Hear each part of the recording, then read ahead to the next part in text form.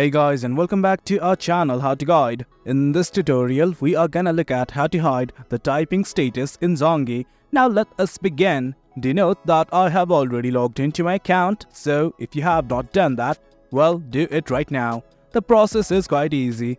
We have also created a tutorial regarding that, so worry not. Initially, what you guys have to do is simply go to settings. Right here at the bottom right, you can see a gear-like icon right here. Click on it right now.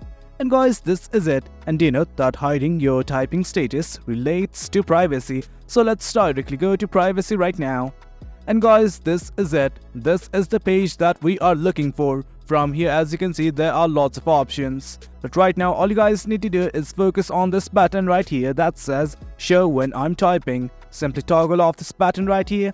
And guys, that is it. That's how we hide your typing status in Zangi. As you guys can see, the process is quite easy. Hope you guys found this video informative, and for more content like this, do remember to hit like, share and subscribe. Your support fuels us. Until next time, thank you.